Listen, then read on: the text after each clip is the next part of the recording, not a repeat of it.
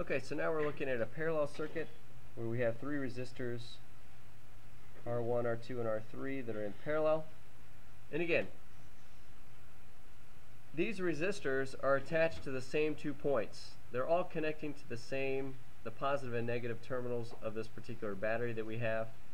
You could essentially treat this as these extending on forever, and we could continue to add resistors in parallel between those 2 branches, which have a potential difference of 9 volts.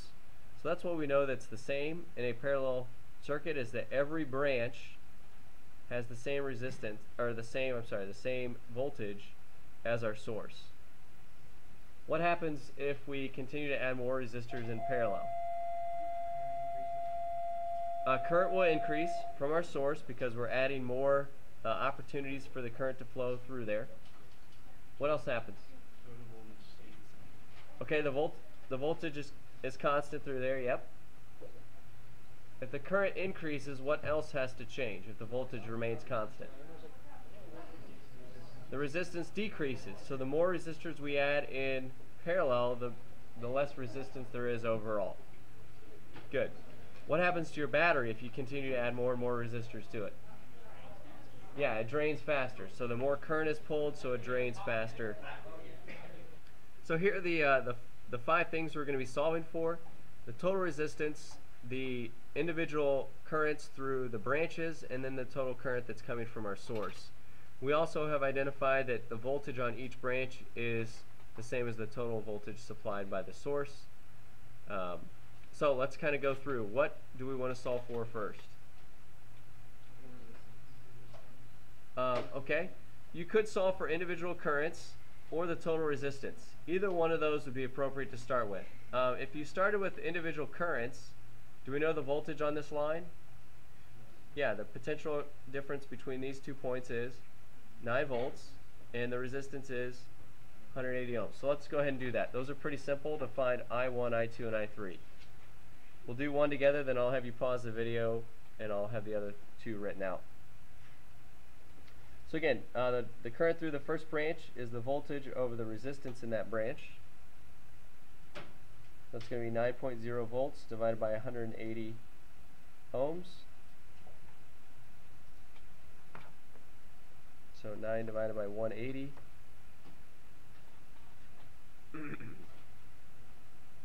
Again, this is not an engineering notation, so if I move it by a group of 3, what does that number become? 50. How many significant digits should I have? So it's going to be 50 point, and then what is my unit if I move it so it's a multiple of -3? What kind of amps? Milliamps. Good. And here's what I'll usually do if I do something like this, is put then 50.00 so you know what your extra digits are when you use that in a calculation. We'll be using it a little bit later on. Do I2 and I3, and then I'll put them right up here. Again, pause the video, do it, and then check. Alright, let's see how you did.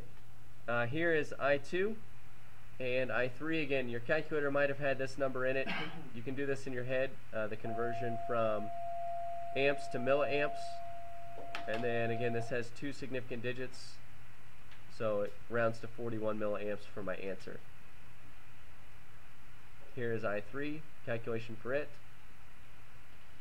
Now, we're talking about how to find the total current, and someone said that that's just the sum of the individual branch currents, and that is true, and that is known as Kirchhoff's current law.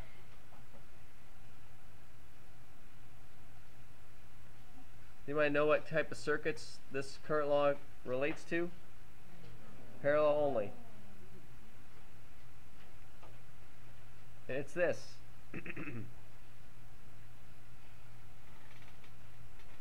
So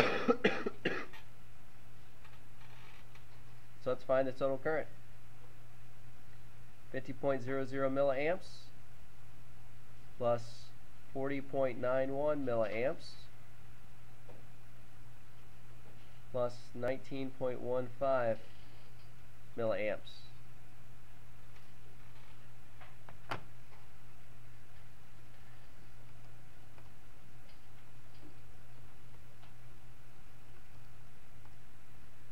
Here's the number I get in my calculator. Let's look at our addition rule. What place value do we know?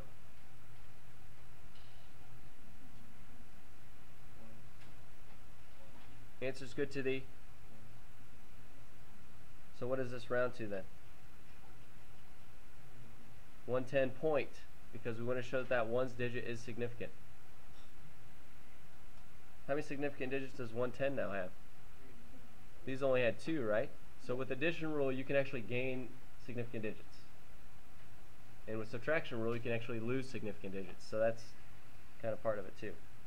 But there's our total current that's being pulled from our source.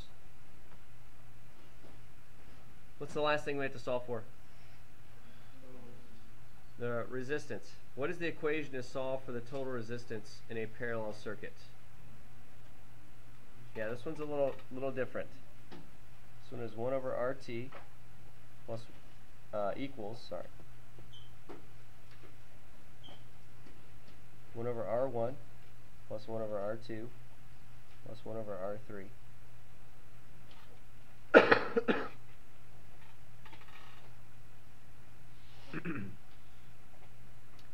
We're going to simplify the significant digit rules on this just to make it a little easier for you. So I want to show substitution. So I have 1 over 180 ohms plus 1 over 220 ohms plus 1 over 470 ohms. And I'm going to go straight to an answer, but I'm going to use my calculator to do so. So everyone needs to find on their calculator this button. It's a 1 over x key. It might be an x to the -1 exponent. So you might have an x, but instead of squared, it might be to a -1. But every calculator that's scientific should have a 1 over x or x to the -1. Everybody find that? Okay, so here's what we're going to do keystroke-wise again as a review. We're going to put 180 and then hit 1 over x so it drops it into the denominator. So in my calculator, 180, 1 over x. So that's the same thing as taking 1 divided by 180. We're going to add now 220, 1 over x, plus 470, 1 over x. And when I hit equals, that is now the sum of those 3 values. So what is this answer then? This is 1 over RT. So how do I solve for RT? I need to take 1 over this value. So I just hit my 1 over x key one more time, and that is now my RT value. For this, we're just going to use our multiplication rule. So if I have 2, 2, 2, my answer is going to have 2. So this rounds to 82 ohms.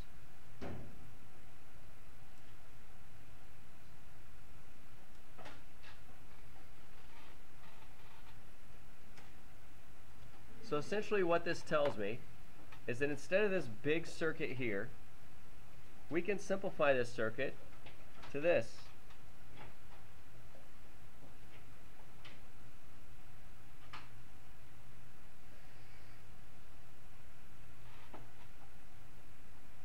This resistor is equivalent to these 3 resistors in parallel.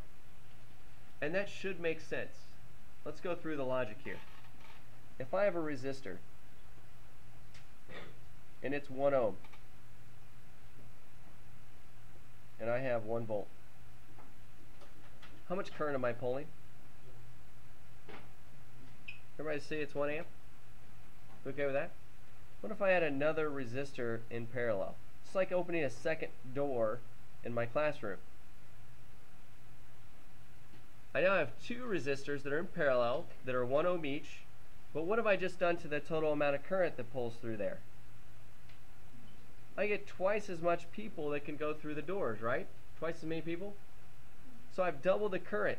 If I double the current here, what had to happen to the total resistance of this? It had to become what?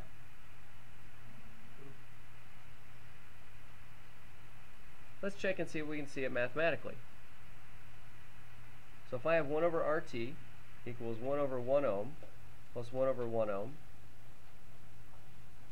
What's 1 over 1 1, plus 1 over 1 is, so 1 over RT equals 2. So what does RT equal?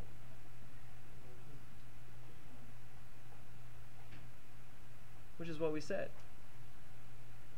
So anytime I keep adding resistors in parallel, it should decrease the overall resistance, because I'm adding branches for people to go through, or electrons to move through. So if I look here, how does this resistor compare with this? They're about the same, right? So what should that do to the overall resistance if it's just these two? It should decrease it by about half. So give me a number roughly. About 100, right? Not quite a half, not quite 90, but probably right around 100. What if you add this one in? This is quite a bit more resistance than this, about 3 times as much. So is it going to lower it by another half? Or by a third total? No. This is going to only affect it a little bit, because only a little current is going to go through this guy. So instead of being like 90 to 100, it's going to drop it down to what? Between maybe 80 and 90. Might drop it down a little bit more. It's not super huge. If this were a huge number like 10,000 ohms, then it's not going to drop it at all. Very low. But this is pretty close. I mean, it's not that big a difference between those. So our answer of 82 ohms should make sense. And we should be able to predict that kind of right off the bat, just by looking at our numbers. We should have an answer that's kind of close to what we calculate. What can I determine from the voltage and the resistance here?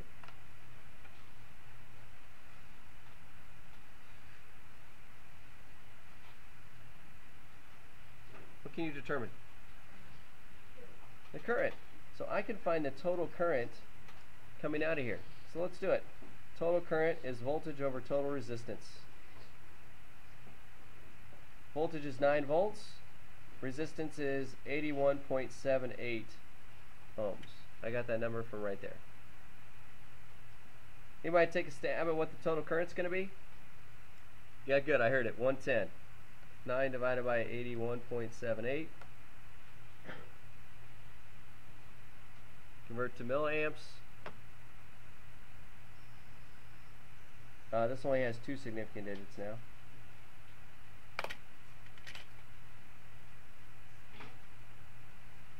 And that again should check out with what we set up here with Kirchhoff's current law.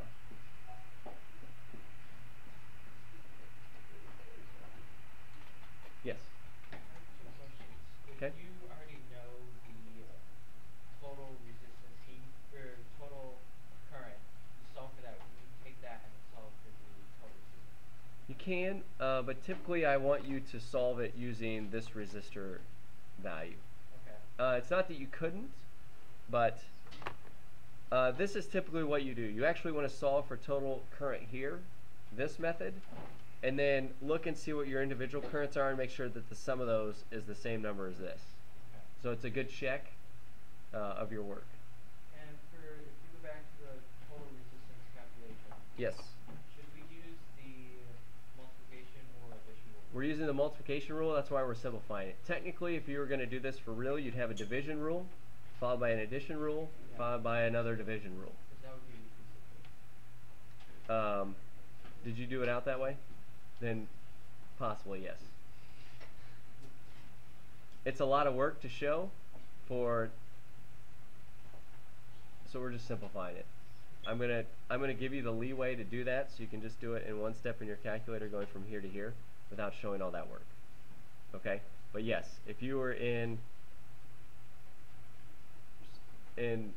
well, you would have tolerances. Remember, our resistors are going to have like plus or minus 10% or plus or minus 5%, and that's even a hairier calculation, because now you got to look at what's the minimum value and what's the maximum value that it could be, so that you can see what the range of values for that resistance would be based on the mins and maxes.